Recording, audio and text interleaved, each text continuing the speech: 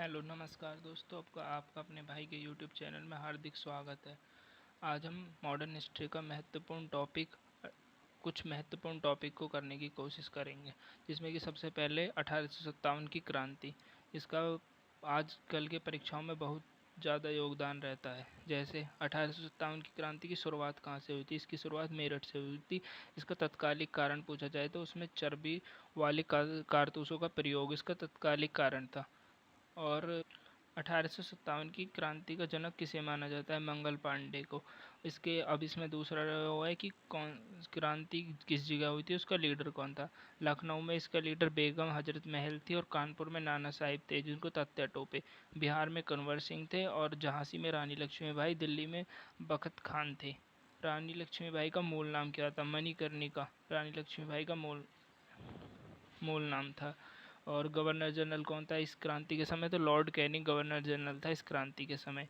आगे ये हमारा एक टॉपिक कंप्लीट होता हुआ दूसरा टॉपिक जो है नरमपंथी चरण, मतलब मॉडरेट्स एरा 1885 से लेकर 1905 के बीच चला था, जिसमें कांग्रेस की फॉर्मेशन हुई है।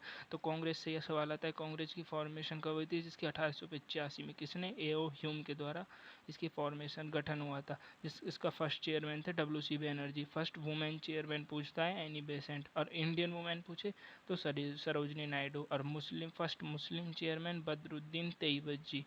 और फर्स्ट मीटिंग इसकी कहाँ हुई थी? इसकी थी बम्बई संस्कृत कॉलेज में। अगला, grand old man of India. दादा भाई नौरोजी को भारत का ग्रैंड ओल्ड मैन कहा जाता है। किस गवर्नर जनरल के कार्यकाल में कांग्रेस बनी थी? ये भी बहुत महत्वपूर्ण टॉपिक है। लॉर्ड डफरिन के कार्यकाल में कांग्रेस का वो बनी थी। और हर्मिट्स ऑफ शिमला किसे कहा जाता है? एओ ह्यूम को हर्मिट्स ऑफ शिमला कहा जाता है। पॉवर्टी और un British rule in India के लेखक Dadabhai Naoroji. A nation in the making book writer, a nation in the making, इसके राइटर हैं सुरेंद्र नाथ बैनर्जी। बंगाल का विभाजन कब हुआ था? 1905 में। बंगाल का विभाजन किसने किया था, मतलब कौन वो था भारत का गवर्नर? तो लॉर्ड कर्जन के द्वारा बंगाल का विभाजन किया गया था। एक और महत्वपूर्ण किताब है new lamps for old.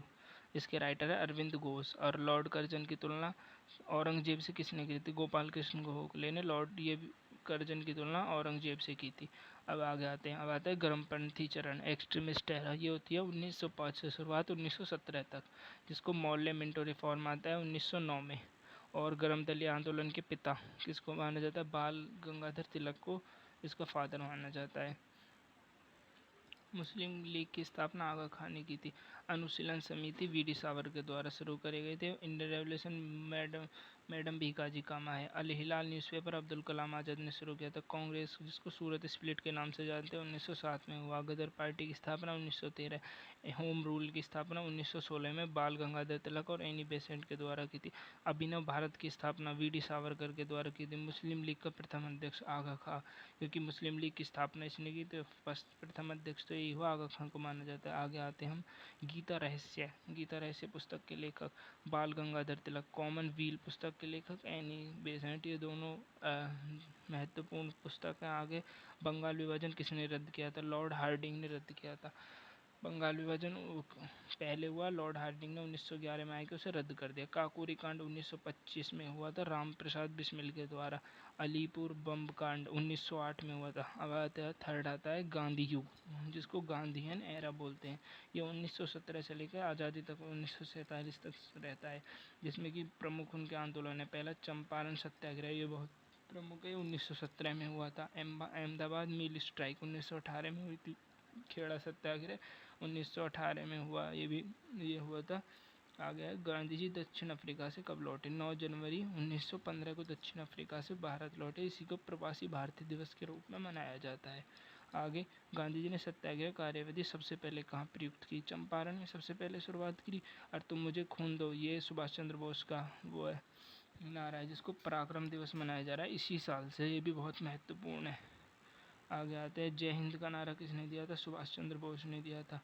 Delhi चलो का नारा भी सुभाष चंद्र बोस। ये कुछ सुभाष चंद्र बोस के महत्वपूर्ण नारे, इनको जरूर याद करें। आगे आए, आगे कुछ व्यक्ति हैं और उनके टाइटल किस नाम से जाना जाता है वो है, जैसे देशबंधु के नाम से सी आर दास को, अब्दुल गफ्फार खान को फ्रंटियर गांधी के नाम से जाना जाता है, सुभाष चंद्र बोस को नेताजी के नाम से, रविंद्रनाथ टैगोर को गुरुदेव के नाम से, मोहम्मद अली जिन्ना को कायदे आजम के नाम से, सी एफ एंड्रयूज़ को दीनबंधु। देशबंधु और दीनबंधु में कन्फ्यूजन होता है, इनको जरूर देख लीजिएगा। आगे कांग्रेस के किस अधिवेशन में पूर्ण स्वराज का लक्ष्य घोषित किया गया था? लाहौर अधिवेशन था 1929 में, जिसमें पूर्ण स्वराज का लक्ष्य घोषित किया गया था। असहयोग आंदोलन की शुरुआत 1920 में हुई थी। और असहयोग आंदोलन क्यों किया गया था? ये था असहयोग आंदोलन की शुरुआत तो 1920 में हुई थी, पर इसको 1922 में रोक दिया गया था जब चोरा चोरी कांड हो गया था। उसके बाद खिलाफत आंदोलन 1919 में, नमक सत्याग्रह 1930 में, भगत सिंह, राजगुरु और सुखदेव को फांसी का कारण क्या था? उनने जो उसमें असेंबली में बम फेंका था वही इनका कारण था। गांधी इरविन समझौता 5 मार्च 1931, सविनय अवज्ञा आंदोलन 1930 में 12 मार्च को, स्वतंत्र भारत के प्रथम गवर्नर जनरल, स्वतंत्र भारत के प्रथम गवर्नर जनरल, इस लाइन को ढंग से याद कर लो, लॉर्ड माउंटबेटन है। और उससे बाद आ जाते हैं स्वतंत्र भारत के प्रथम भारतीय गवर्नर जनरल, तो सी राजगोपालाचार्य बोलते हैं। आगे अंतिम भी पूछे, प्रथम भी और अंतिम भी, तो सी राजगोपालाचार्य है। और भारत के प्रथम governor general lord William Bentinck, और first governor general of India है वही होगा लॉर्ड विलियम बेंटिंग। आज के लिए इतने टॉपिक महत्वपूर्ण है। अगर वीडियो पसंद आई हो तो लाइक करो, सब्सक्राइब करो और अपने भाई के इस परिवार को बढ़ाने में मदद करो। धन्यवाद। जय हिंद।